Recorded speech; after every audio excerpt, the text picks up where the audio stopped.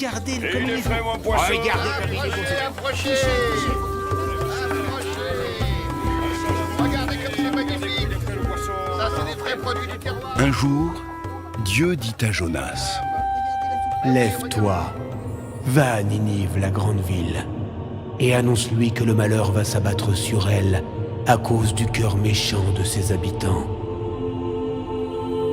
Jonas a peur. Ninive? Cette grande ville étrangère est mauvaise. Personne ne m'écoutera. Je préfère les laisser à leur sort de méchants. Je vais m'enfuir très loin. Dieu ne me retrouvera pas. Alors il part sur un bateau, un grand vaisseau qui fait voile vers un pays lointain. Il veut aller loin, loin de Dieu. Dans ce bateau, je suis bien caché. Personne, même pas Dieu, n'aura l'idée de venir me chercher ici. Je peux dormir tranquille.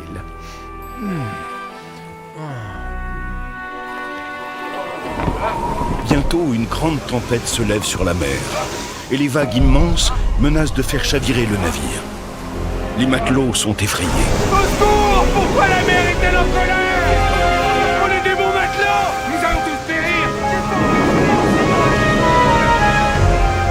Mais rien ne calme les flots déchaînés. Tous sont affolés. Accrochez-vous! Jonas, lui, est inconscient du péril. Il continue de dormir, bien blotti au fond du bateau. Le capitaine le secoue. Hé, réveille-toi! Demande à ton Dieu de nous aider. Peut-être que lui, il entendra. Jonas se lève en hâte, mais une grande vague s'abat sur le bateau, manquant de briser sa coque. C'est à cause de moi. Parce que j'ai fui loin du Seigneur. Jetez-moi dans les eaux, et vous serez sauvés. Bravement, les matelots luttent contre les flots. Ils rament de toute leur force pour rejoindre le rivage. Mais en vain. Alors, tristement, ils se résignent à jeter Jonas par-dessus bord. Aussitôt, la mer s'apaise. Jonas est dans l'eau. Que va-t-il faire perdu dans l'immensité de la mer? Au secours! Oh Dieu! Aide-moi! Toi seul peux me sauver! Aide-moi! Mais personne ne répond à Jonas.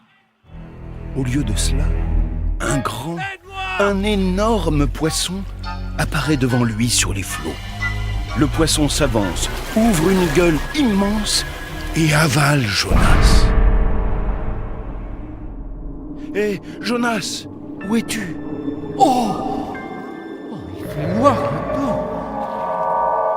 Que vais-je devenir dans le ventre de cette grosse baleine? Oh, personne ne me retrouvera ici. Je suis perdu. Je vais prier très fort le Seigneur. J'ai fui loin de lui, mais il se souviendra de moi. Espérons. Alors, pendant 3 jours, Jonas prie Dieu avec de belles paroles qui sortent tout droit de son cœur. Dieu, je crie vers toi. De toi vient le salut.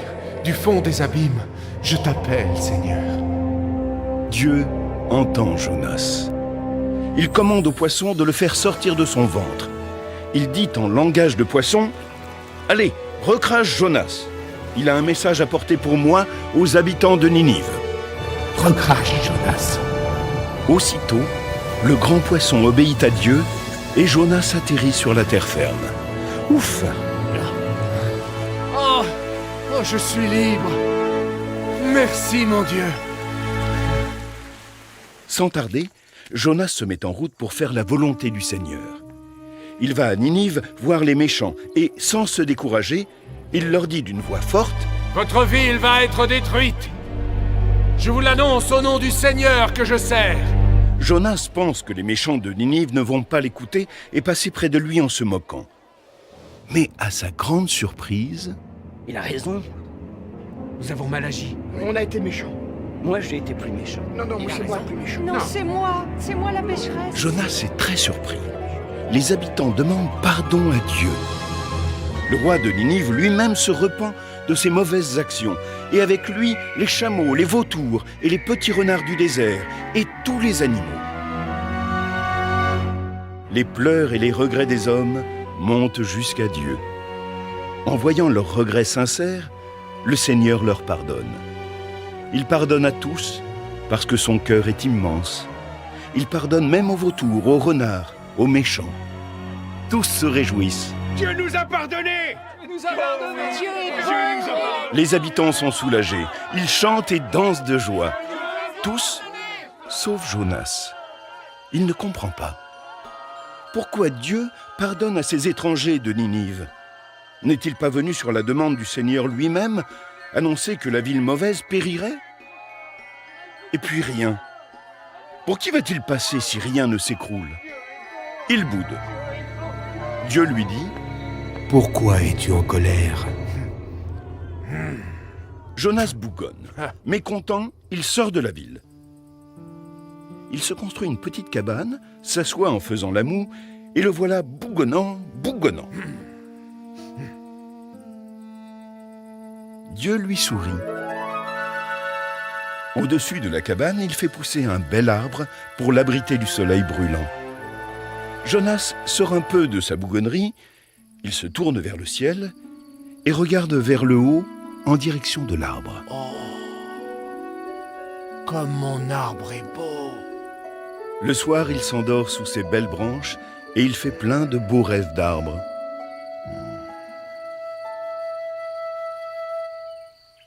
Au matin, Jonas bondit sur ses pieds et sort de sa cabane précipitamment pour dire bonjour à son arbre. Mais à sa surprise, toutes ces belles feuilles vertes ont disparu. Oh! Tout est sec! Mon bel arbre est mort. Moi aussi je vais mourir, comme lui, sous ce soleil brûlant. Mais Dieu entend Jonas. Pourquoi es-tu en colère? Ton arbre ne mourra pas. Je voulais simplement que tu comprennes. Tu as de la peine pour ton arbre. Et que fais-tu des 120 000 hommes de Ninive? Je n'aurais pas dû avoir pitié d'eux. Jonas comprend et il se dit: Dieu aime tous les hommes sur cette terre. alors, Dieu sourit à Jonas.